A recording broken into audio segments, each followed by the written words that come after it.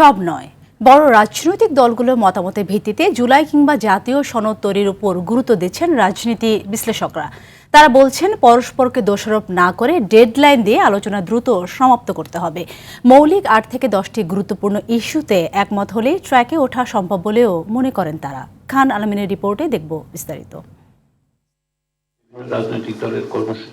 রাজনৈতিক দলগুলোর সঙ্গে জাতীয় ঐকমত্য কমিশনের দ্বিতীয় পর্যায়ের সংলাপ চলমান। প্রধানমন্ত্রীর ক্ষমতার সময়সীমা, সংবিধানের ৭০ অনুচ্ছেদ, উচ্চ আদালতের বিকেন্দ্রীকরণ সহ গুরুত্বপূর্ণ অনেক বিষয়ে এরই মধ্যে একমত সব রাজনৈতিক দল।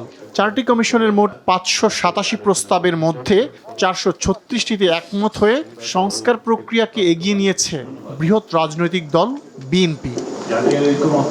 কিন্তু সংসদের উচ্চকক্ষ গঠন, সাংবিধানিক পদে নিয়োগ কমিটি ইত্যাদি কয়েকটি গুরুত্বপূর্ণ ইস্যুতে মতভিন্নতা আলোচনার দীর্ঘসূত্রতা তৈরি করছে।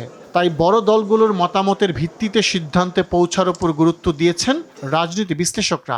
বলেছেন, দ্রুত জাতীয় কিংবা জুলাই সনদ তৈরিতে এর বিকল্প নেই। আপনি যে প্রত্যেকটা টালি মার্ক দিচ্ছেন, এটাই প্রবলেম।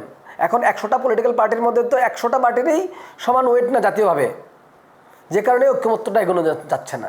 যদি 100টা পার্টির সমান ওয়েট হতো তাহলে আপনি 100টা টালি দিতে হতো, 100টা টিক চিহ্ন দিলে হতো, কিন্তু এটা হচ্ছে না।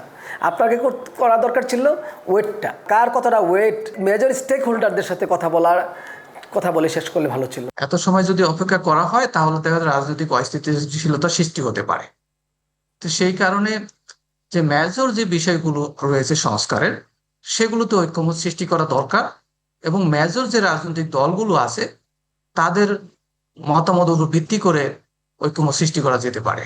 পারস্পরিক দোষারোপ নয়, মতভিন্নতা কাটাতে আলোচনার ডেডলাইন প্রয়োজন বলে মনে করেন তারা। মৌলিক গুরুত্বপূর্ণ কিছু ইস্যুতে একমত হলেই ফলাফল ইতিবাচক হবে বলে মত তাদের। রাজনৈতিক দলগুলোর প্রত্যেকের নীতি এবং আদর্শ রয়েছে এবং তারা তাদের সুবিধাজনক অবস্থান দেখেই তারা তাদের বক্তব্য দিবে। সব দলের ঐক্যমত সৃষ্টি করা সংস্কারের ক্ষেত্রে এটা খুবই চ্যালেঞ্জিং এবং খুবই কঠিন।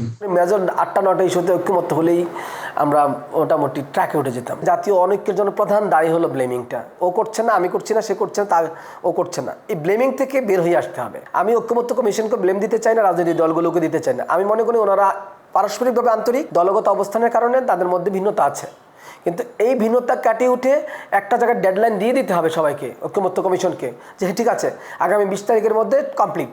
সংস্কার আলোচনায় গ্রহণযোগ্য ইস্যুতে কারো দ্বিমত পোষণ করা রাজনৈতিক ভুল সিদ্ধান্ত বলে মনে করেন তারা। রাজনৈতিক দলগুলোকে বসার ক্ষেত্রে খান আলামিন, RTV, ঢাকা।